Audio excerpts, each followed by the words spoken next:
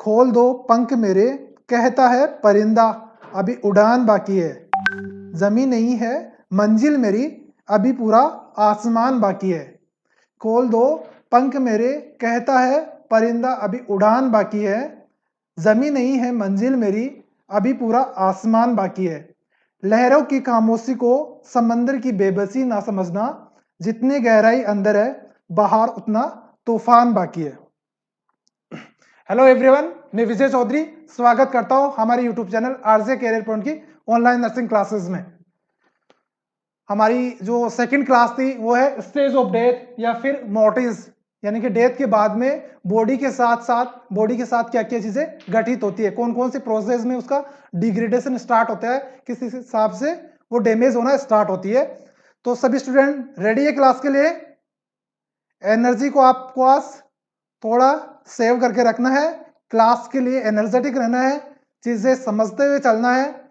ET2 पढ़ा, second stage of death important topic है। उसके बाद में हमारी क्वेश्चन सेशन की क्लास है, वो भी काफी लेंथी रहने वाली है। काफी इंपॉर्टेंट क्वेश्चन है जो एग्जाम में बार बार रिपीट होते हैं, या फिर सबसे ज्यादा तो एक चीज लेके चलिए, जैसे यहाँ पे क्वेश्चन करवाया जाता है उससे ज्यादा इंपॉर्टेंट चीज होती है उसके सराउंडिंग चीज में क्या बताता हूं, वो ज्यादा इंपॉर्टेंट है। वहां से क्वेश्चन आने की पॉसिबिलिटी ऐसे मान के चलो 80 to 90%, 100% पॉसिबिलिटी होती है उसके सराउंडिंग से क्वेश्चन आने की।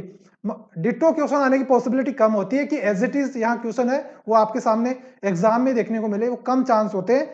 लेकिन उनके सराउंडिंग क्वेश्चन की बहुत ज्यादा पॉसिबिलिटी होती है। जैसे मैंने आज ईटी ट्यूब के बारे में पढ़ा है, तो ईटी ट्यूब से क्वेश्चन आए चाहे ना आए, लेकिन उसके सराउंडिंग में मैंने काफी टॉपिक बताए, जैसे C4 की इंजरी होती है तब क्या होता है, इंस्पायरेटरी मसल्स कौन सी होती है, एक्सपायरेटरी मसल्स कौन सी होती है, और लेरिंग्स के बारे में बताया, जैसे लेरिंग्स के एनाटॉमी बताई मैंने।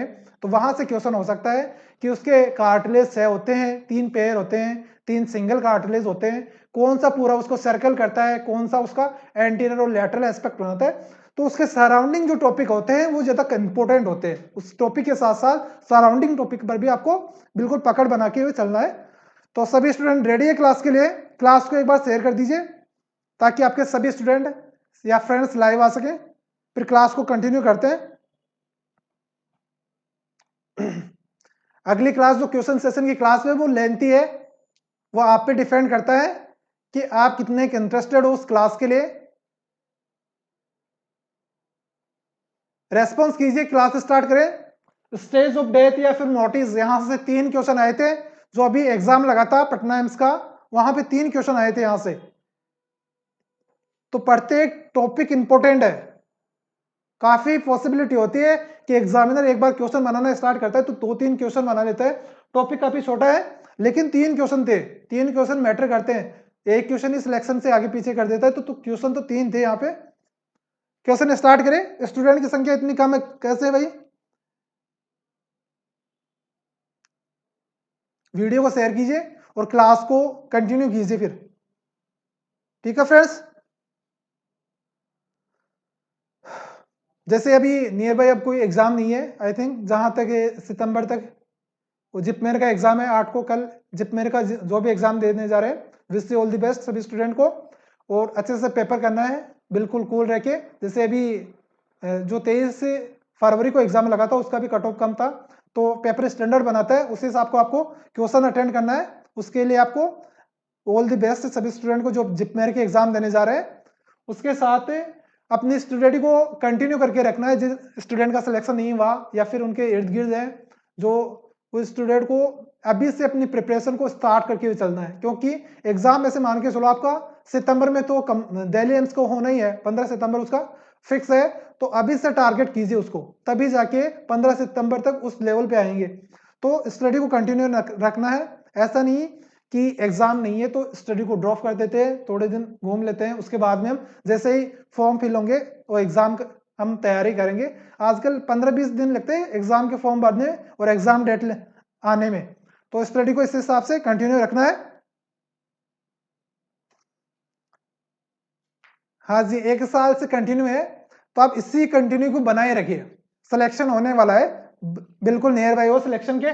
तो स्टेज ऑफ डेथ की बात करूं या फिर नोटिस की बात करूं, तो इसके अंदर जो फर्स्ट स्टेज होती है वो कौन सी होती है? First stage, stage number first.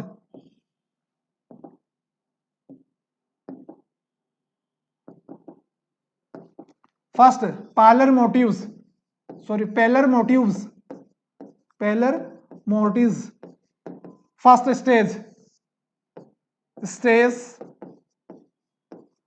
First, जो फर्स्ट स्टेज होती है स्टेज ऑफ डेथ के अंदर वो कौन सी होती है?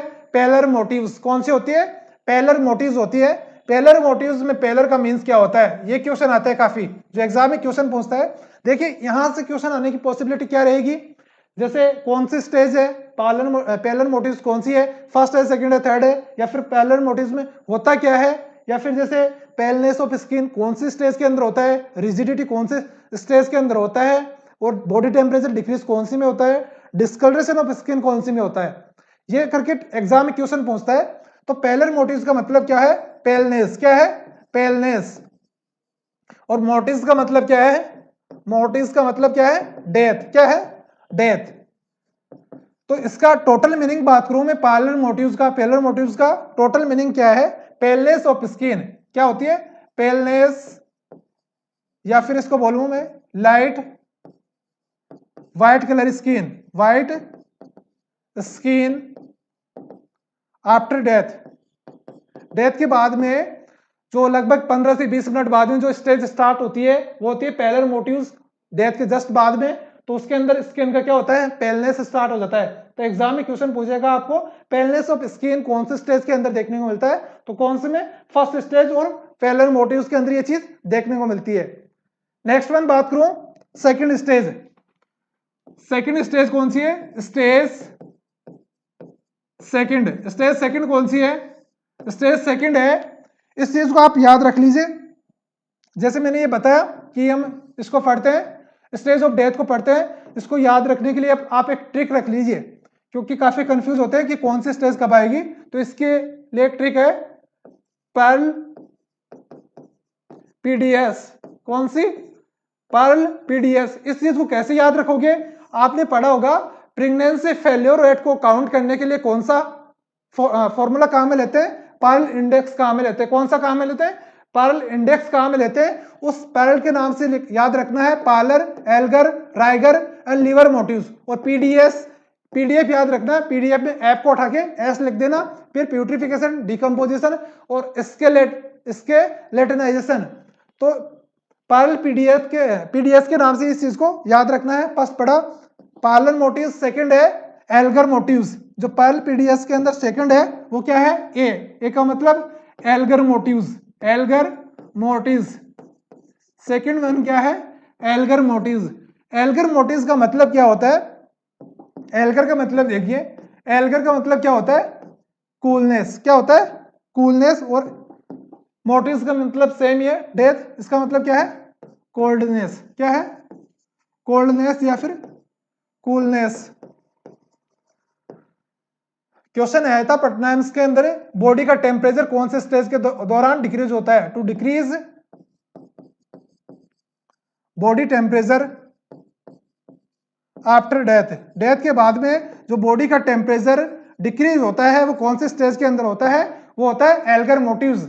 एल्गर मोटिव्स को याद रखेंगे, जैसे ए आ रहा है तो ए के साथ सी, एसी। जैसे एसी के अंदर टेम्परेचर कम होता है, कूलिंग प्रोवाइड करती है, वैसे एल्गर के अंदर क्या याद रखना है? ए और सी। सी का मतलब कूलनेस, एसी से याद रखना है कि एल्गर मोटिव्स के अंदर जो डेथ की सेकंड स्टेज है, डेथ के बाद में, उसके अंदर बॉडी का टेम्परेचर डाउन होता है। एसी से याद रखना है। एसी क्या करती है? कूल वाली फीलिंग करवाती है, यानी कि टेम्परेचर को नीचे रखती है, डाउन रखती है। तो सेकंड कौन सी है? Elgar mortis. एल्गर का मतलब होता है to decrease body temperature after death. Death के बाद में बॉडी का टेम्परेचर डिक्रीज होता है। ठीक है। नेक्स्ट वन बात करूं मैं, हाँ जी, उससे पहले एक चीज थी, अभी हमने एंडोट्रेकियल ट्यूब के बारे में पढ़ा।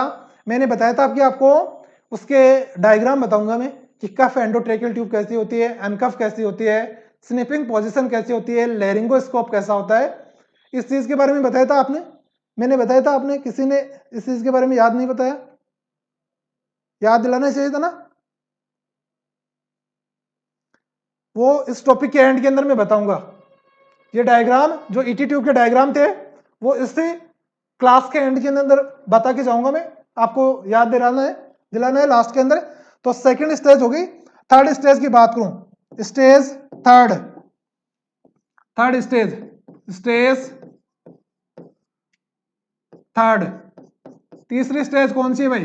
पायल पीडीएस के नाम से याद रखा था, PAR, आर का मतलब rigor mortis, rigor mortis, rigor mortis का मतलब आरसी कंफर्म हो रहा है, आर का मतलब रिजिडिटी, रिजिडिटी कौन सी में होती है? राइगर में। राइगर का मतलब क्या होता है? रिजिडिटी। क्या होता है? रिजिडिटी। रिजिडिटी का मतलब क्या होता है? रिजिडिटी का मतलब होता है स्टिफनेस, अकड़न आना, जकड़ जाना कोई चीज का। जैसे डेथ के बाद में पहले एल्गर सॉरी पायलर मोटिव्स आया, उसके बाद में बॉडी टेम्परेचर, एल्गर मोटिव्स हुआ, फिर थर्ड स्टेज के अंदर लगभग 2 से 4 घंटे के बाद में जो स्टेज आती है वो होती है राइगर मोटिव्स। राइगर मोटिव्स के अंदर क्या होता है? स्किन के अंदर जो बॉडी होती है वो अकड़ना या जकड़ना स्टार्ट हो जाती है, रिजिडिटी आना स्टार्ट हो जाती है, स्टिफनेस होना स्टार्ट हो जाती है।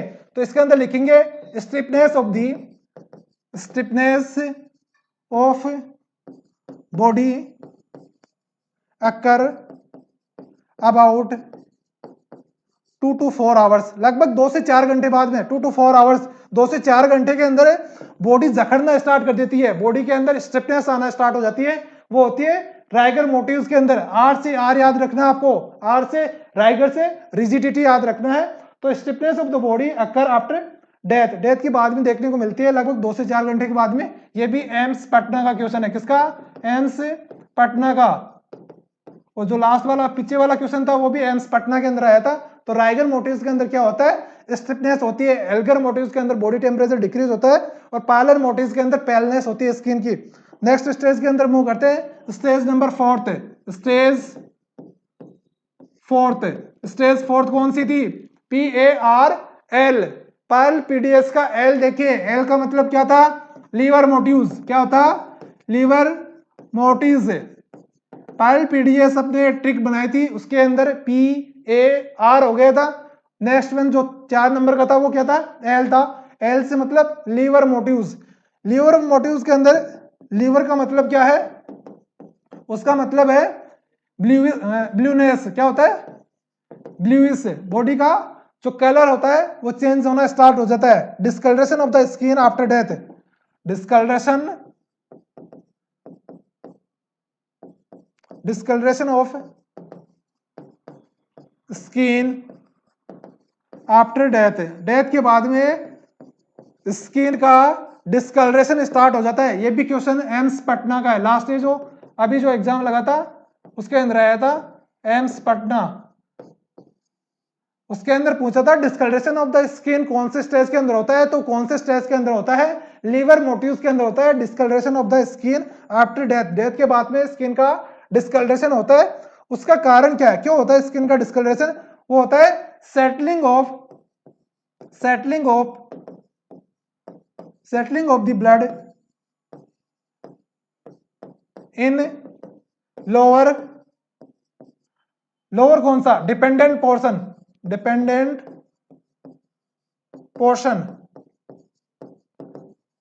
Lower dependent portion, settling of blood in lower dependent portion के अंदर ब्लड क्या होता है? सेटल डाउन होना स्टार्ट हो जाता है। जैसे सुपाइन पोजीशन है पेशेंट की, जो भी ब्लड प्रोडक्ट है वो उसके लोअर पार्ट के अंदर आना, आके अकुमुलेट होना या अकुमुलेशन स्टार्ट हो जाता है। लोअर जो डिपेंडेंट पार्ट है, जो लोवेस्ट पार्ट है, वहां पे जिसके अंदर स्किन का डिस्कलरेशन होता है, उस चीज को बोलते हैं लीवर मोटिव्स। क्या बोलते हैं? लीवर मोटिव्स बोलते हैं। ब्लूइश या discolouration of skin after death, death के बाद में डिस्कलरेशन देखने को मिलता है। Stiffness of sorry settling of blood in the lower dependent portion के अंदर उसका सेटलिंग, सेटल डाउन हो जाती है, उसको बोलते हैं लीवर मोटिव्स।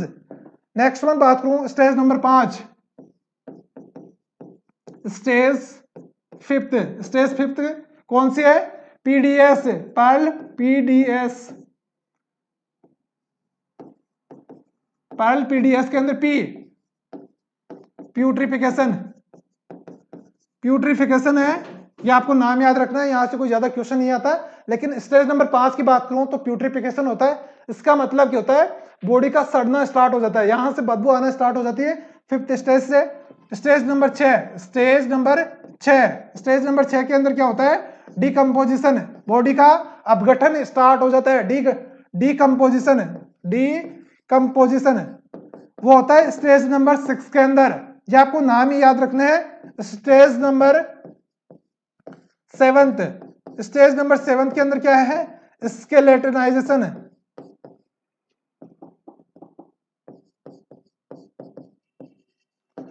ये इसकी स्टेज थी। आपको 4 स्टेज है, पर्ल PARL, इस पे फोकस करना है। सबसे ज्यादा क्वेश्चन यहीं से आता है। और बाकी आपको याद रखनी है, इसकी 7 स्टेज है। PDS का मतलब प्यूट्रिफिकेशन, यहां से बॉडी के अंदर बदबू आना स्टार्ट होती है। डिकम्पोजिशन में बॉडी का अपघटन स्टार्ट होता है। और स्केलेटाइजेशन में क्या होता है? जो स्केलेटल होता है उसका डिग्रेडेशन स्टार्ट होता है। तो ये इसके 7 स्टेज थी। इसके अंदर हमने डिटेल से पढ़ा। इनका सुपरफिशियल रिवीजन देखते हैं। स्टेज ऑफ डेथ की बात करूं या फिर मोटिव्स की बात करूं तो पर्ल PDS के नाम से इसको याद रखना है।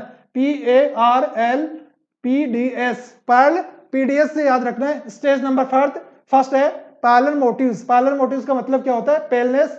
और मोटिव्स का मतलब क्या होता है? डेथ। डेथ के बाद में स्किन का पेलनेस होता है, जो कलर चेंज होता है, लाइट कलर या व्हाइट कलर की स्किन दिखने लगती है लगभग 15 से 30 मिनट के अंदर अंदर, डेथ के 10 बाद के अंदर। और लगभग 2 घंटे की ये स्टेज होती है, उसको बोलते हैं पैरलल मोटिव्स। सेकंड वन बात करूं तो स्टेज नंबर 2 है एल्गर मोटिव्स। एल्गर मोटिव्स का मतलब होता है कूलनेस, यानी कि बॉडी का टेम्परेचर डाउन होगा। एसी क्या याद रखना है? एसी याद रखना है। एसी के अंदर टेम्परेचर डाउन होता है। तो to decrease the body temperature after death, death के बाद में बॉडी का टेम्परेचर डिक्रीज होता है। Next one stage 3 rigor mortis. Rigor में आर से याद रखना है रिजिडिटी। और रिजिडिटी का मतलब क्या होता है? Stiffness of the body after about 2 to 4 minute, sorry 2 to 4 hours, लगभग 2 से 4 घंटे के अंदर क्या होता है? बॉडी का स्टिफनेस स्टार्ट हो जाता है। बॉडी के अंदर स्टिफनेस, अकड़न या जकड़न आना स्टार्ट हो जाती है। Next one livor mortis. Livor mortis के अंदर क्या होता है? ब्लूइशनेस देखने को मिलता है। Discolouration of skin after death, death के बाद में स्किन का डिस्कलरेशन होता है। यही लाइन आई थी पटना के अंदर। और settling of blood in the lower dependent portion, blood का लोअर डिपेंडेंट पोर्शन के अंदर सेटल डाउन होने की वजह से क्या होती है? ब्लूनेस देखने को मिलती है वहां पे। नेक्स्ट बात करूं स्टेज नंबर 5 प्यूट्रिफिकेशन, जिसके अंदर बॉडी सड़ना स्टार्ट करती है, बदबू देना स्टार्ट करती है। स्टेज नंबर 6 के अंदर डिकम्पोजिशन, बॉडी का अपघटन स्टार्ट हो जाती है। और लास्ट वन स्केलेटाइजेशन, सॉरी स्केलेटनाइजेशन, उसके अंदर स्केलेटल सिस्टम का डिग्रेडेशन स्टार्ट होता है। ठीक है, ये क्या थी? स्टेज ऑफ डेथ थी। इसके बाद में मैंने बताया था जो आपको एंडोट्रेकियल ट्यूब करवाई थी अभी, उसी से रिगार्डिंग मैंने कुछ इमेज आपको दिखाना रह गया था, उसी को दिखाता हूं। फर्स्ट इमेज देखिए, एक बार कैमरे को सेट कीजिए, लाइटिंग को चेक कीजिए, वेट कीजिए एक बार, आपको इमेज अच्छे से विजिबल हो रही है। फर्स्ट आपको दिखाई दे रही है वो है कप्ड एंडोट्रेकियल ट्यूब। कौन सी है? कप्ड एंडोट्रेकियल ट्यूब है। दिखाई दे रही है आपको? कप्ड एंडोट्रेकियल ट्यूब, कप्ड एंडोट्रेकियल ट्यूब है फर्स्ट वन। इस क्लास के बाद में जो नेक्स्ट क्लास होगी वो क्वेश्चन सेशन होगा। इंपॉर्टेंट क्वेश्चन है, आपको क्लास अटेंड करना है सभी को और क्वेश्चनों का जवाब देना है। 4 बजे से क्लास स्टार्ट होगी। तो फर्स्ट वन डायग्राम आपको दिखाई दे रहा है, इसको क्या बोलते हैं? कौन सी है? Cuffed endotracheal tube, cuffed ET tube. क्या है? कफ्ड ईटी ट्यूब है। इसके अंदर क्या है? कफ प्रेजेंट है। इसको क्या बोलते हैं? Cuffed endotracheal tube, cuffed ET tube बोलते हैं। सेकंड डायग्राम देखिए, इसको बोलते हैं लेरिंगोस्कोप। क्या बोलते हैं? लेरिंगोस्कोप। क्या बोलते हैं? लेरिंगोस्कोप बोलते हैं।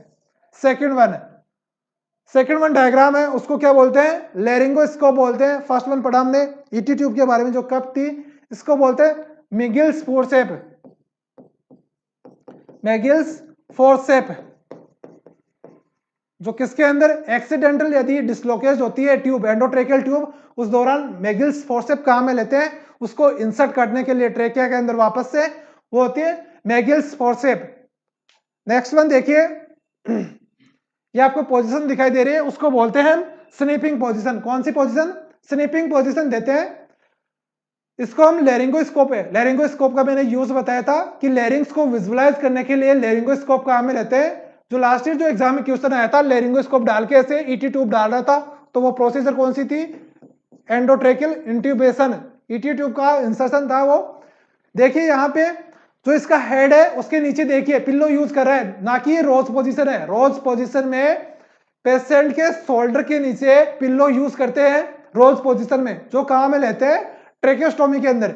जबकि स्नीपिंग पोजीशन में इसके हेड के नीचे ऑक्सीपिट वाला रीजन है, ऑक्सीपिटल रीजन है, वहां पे हम क्या कर रहे हैं, पिल्लो यूज कर रहे हैं। इसके अंदर क्या होता है, flexion of cervical spine, cervical spine होती है उसका फ्लेक्शन होता है, और extension of atlanto occipital joint, जो फर्स्ट और सेकंड वर्टिब्रल कॉलम होता है, जो फर्स्ट वन C1 वर्टिब्रा जिसको एटलस बोलते हैं, second one vertebra C2 vertebra उसको एक्सिस बोलते हैं। तो C1 और C2 वर्टिब्रा के बीच में एक जॉइंट बनता है, उसको बोलते हैं atlanto occipital joint, sorry ऑक्सीपिट bone और एटलस के बीच के अंदर एक जॉइंट बनता है, उसको बोलते हैं एटलेंटो ऑक्सीपिटल जॉइंट। जो ऑक्सीपिट बोन होती है, जो पीछे वाली क्रेनियम बोन होती है उसके बीच में, और जो फर्स्ट सर्वाइकल वर्टिब्रा होता है एटलस, इन दोनों के बीच में एक जॉइंट बनता है, उसको बोलते हैं एटलेंटो ऑक्सीपिटल जॉइंट। उसका तो क्या होता है, एक्सटेंशन होता है स्लीपिंग पोजीशन में, और sequential flexion of cervical spine, ये होती है स्लीपिंग पोजीशन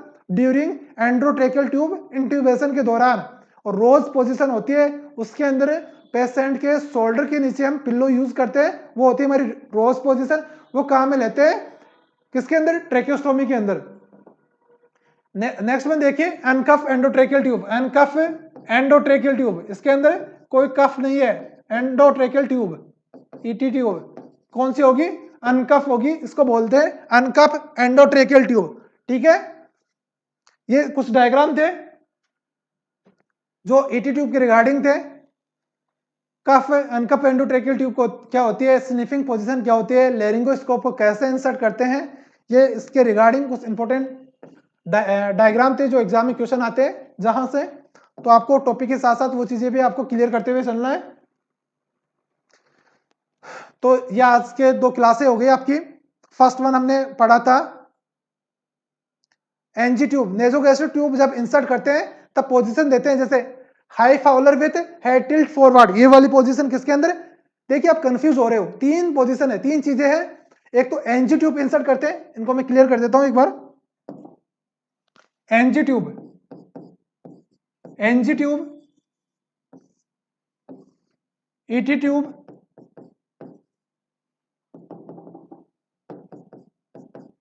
ईटी ट्यूब और ट्रेकेस्टोमी ट्यूब, तीनों के अंदर डिफरेंट डिफरेंट पोजीशन है। इसके अंदर रोज पोजीशन, ट्रेकेस्टोमी के अंदर रोज पोजीशन, इसके अंदर कौन सी, स्नीपिंग पोजीशन, ईटी ट्यूब के अंदर, और एनजी ट्यूब के अंदर हाई फाउलर भी थे, high high Fowler with head tilt forward. तीनों में डिफरेंस समझ में आ रहा है आपको।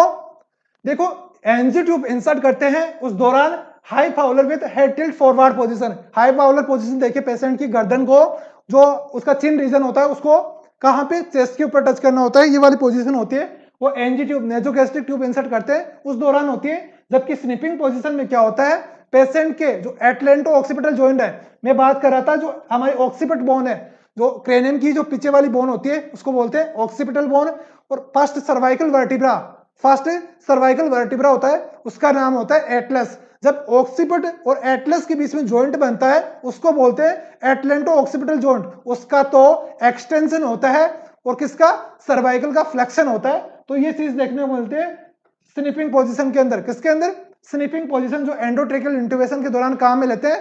नेक्स्ट में बात करूं ट्रेकेस्टोमी, ट्रेकेस्टोमी किसके अंदर, ट्रेकेस्टोमी के दौरान रोज पोजीशन कहां में देते हैं, जब हम ट्रेकेस्टोमी पढ़ेंगे तो डिटेल से पढ़ेंगे। ट्रेकेस्टोमी के दौरान जब रोज पोजीशन देते हैं तो शोल्डर के नीचे क्या करते हैं, पिल्लो यूज करते हैं, तो इसकी वजह से ये गर्दन वाला रीजन है जो एंटीरियर नेक है वो अच्छे से विजिबल होगा, तभी तो जाके हम ट्रेकिया के अंदर हम क्या करेंगे, होल बना पाएंगे, ईटी ट्यूब को, सॉरी ट्रेकेस्टोमी ट्यूब को सेट कर पाएंगे। जैसे क्वेश्चन सेशन की क्लास होती है वो सभी के रिगार्डिंग इंपॉर्टेंट होती है।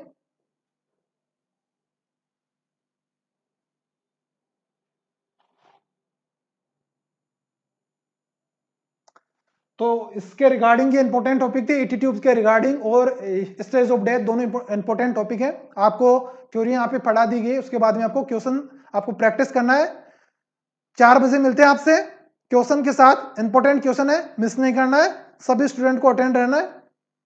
4 बजे रेडी है सभी?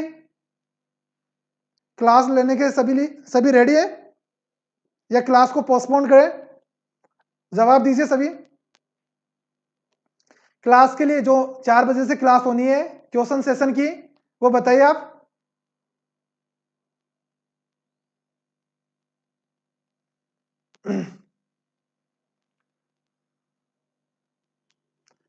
क्लास के बारे में बताइए, क्लास के लिए तैयार हो?